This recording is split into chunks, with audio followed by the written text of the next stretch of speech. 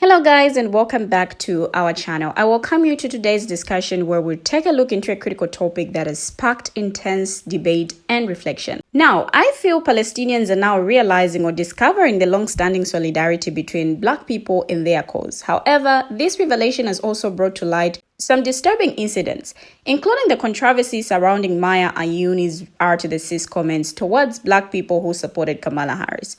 Remember Maya and her videos?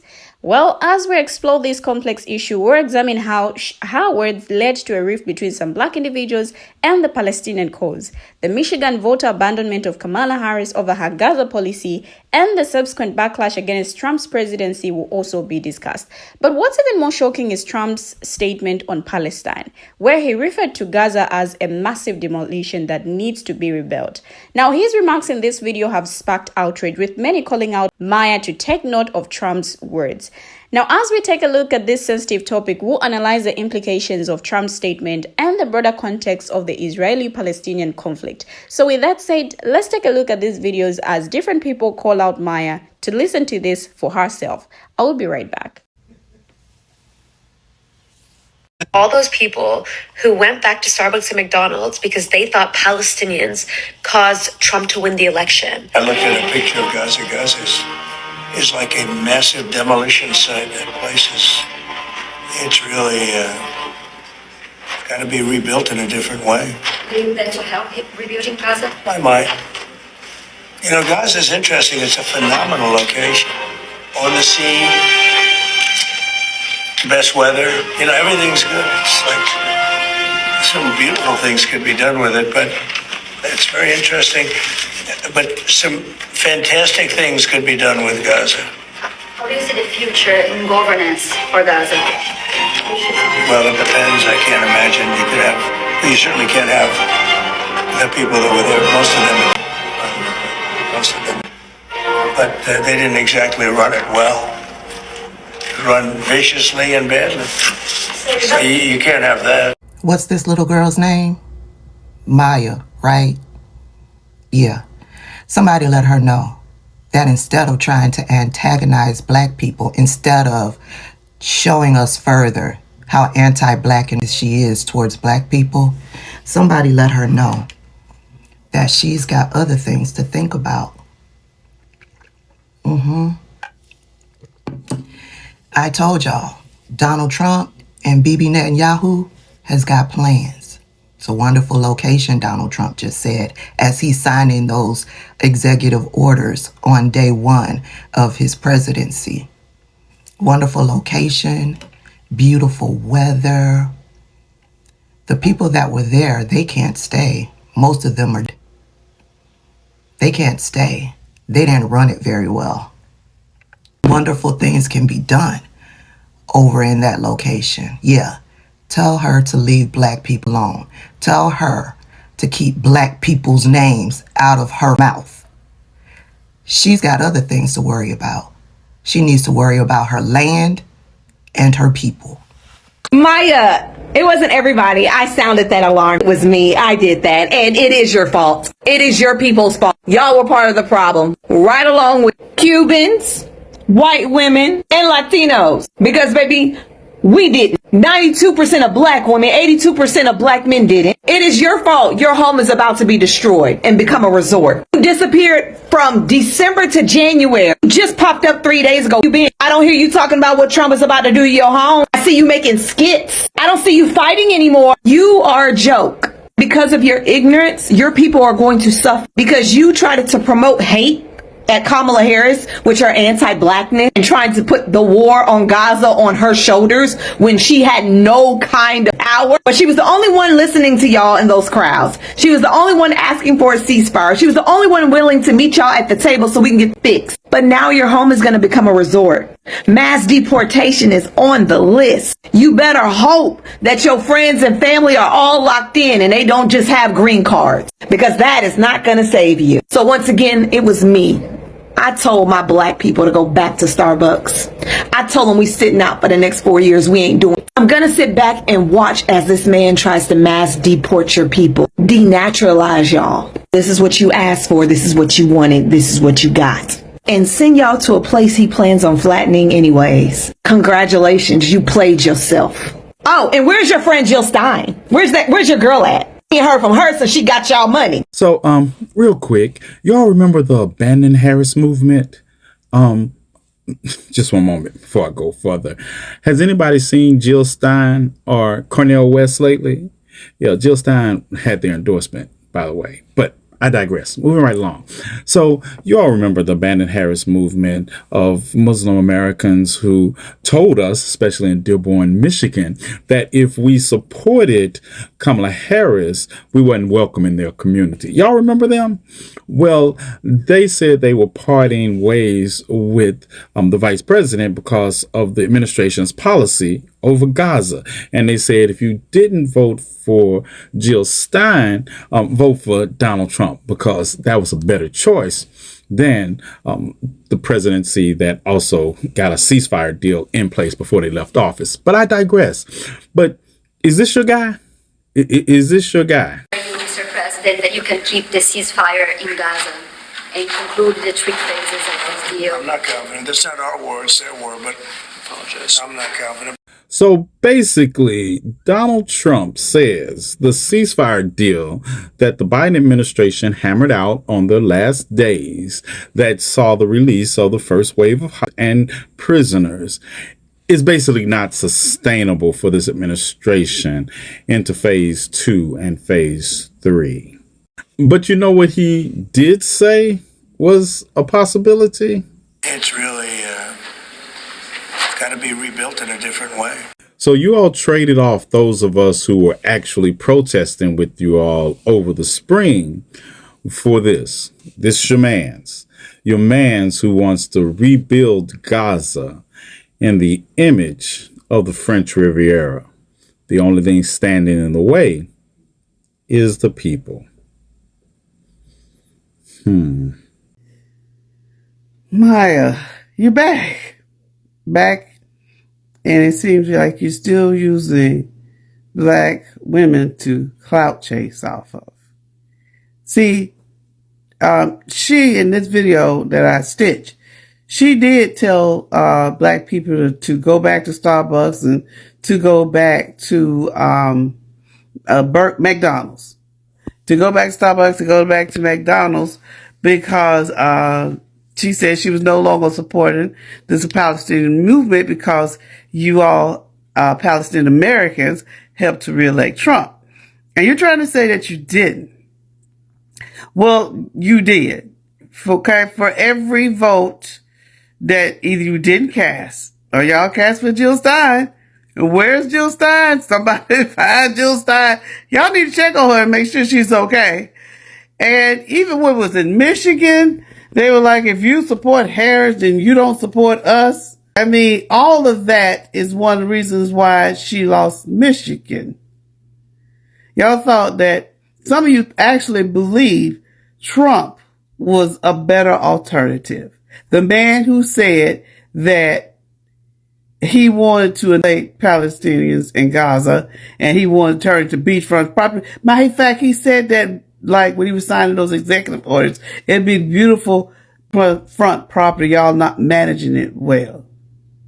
That man that y'all allowed to get elected again. I don't know at this point why you are here talking to us. I really don't. Me neither. You didn't tell him? You didn't tell him what I think? I think I paid off from Trump. I said it. She got paid off from Trump. Took her vacation. Now she back to make sure Trump don't get no backlash and kiss it. Just like Zuckerberg, just like Shao, just like Elon. She in the Donald Trump kiss my mode. Why else would you come back and go, it wasn't Palestine's fault that Kamala didn't win? It's like, why are you even saying anything? It's a moot point now. I be telling these trolls, hey, go back in your troll. That's it. That's all you got. You know, I feel sorry for Palestine, but said he wanted a Trump hotel right there on the beach. So why would you vote for him? Want to plow you, put a Trump hotel there? Don't make sense to me, but whatever. Now, we have seen pro-Israel hardliners dominate Trump's new administration, leaving Palestinians with little hope for justice. European leaders can counterbalance this by supporting Palestinian self-determination and enforcing accountability. U.S. President-elect Donald Trump vowed to bring peace to the Middle East, but his return to the White House is likely to bring Gaza only more unaliving and destruction. He is already showering Israel with statements of blanket support and overstuffing his administration with some of the most uncompromising pro-Israeli hawks. European leaders now face an imperative to step up where the United States has faltered and prevent an unfolding dystopian reality. Now, since winning re-election, Trump wasted no time in appointing a cut of pro-Israel hardliners to his administration who vehemently oppose a Gaza ceasefire and support Israeli annexation of the West Bank. Mike Huckabee, a deeply conservative evangelical Christian and pro-Israel hardliner, is the U.S. ambassador to Israel. He has said there's really no such thing as a Palestinian and called the two-state solution irrational and unworkable. Now, Trump's pick for National Security Advisor Mike Waltz has meanwhile called for the next administration to let Israel finish the job against Hamas in Gaza. His Secretary of State, Marco Rubio, and Defense Secretary espouse similar views. Now, if this Trump administration were to push for an end to the Gaza war, the terms of the Israeli Prime Minister Benjamin Netanyahu would likely include maintaining the Israeli military occupation of Gaza and entrenching the occupation of the West Bank. The U.S. would not press Israeli concessions in this situation if European and Arab leaders did not press the U.S. Now, Trump would most likely allow Israel to annex the West Bank if it ended the Gaza war. Any Trump-Netanyahu agreement for Gaza's future would build on Trump's 2020 peace plan that would legitimize Israeli annexation and Palestinian subjugation. It's hard to imagine Trump abandoning a plan that has his name on it to include Palestinian demands. Now, President Trump promised to end 2 foreign conflicts. On the campaign trail, he repeatedly said he could end the war between Russia and Ukraine in 24 hours. Once elected, he said it might take 6 months. Trump also said that he would be all hell to pay if Hamas and Israel did not reach a ceasefire and a-stage release deal before he assumed office. Now, after more than 15 months of relentless Israeli air and ground assaults on Gaza, many of the tiny Palestinian enclave's 2 million residents are homeless and scrambling to obtain basic necessities. If the ceasefire holds, experts caution that rebuilding the devastated territory would take decades and cost tens of billions of dollars.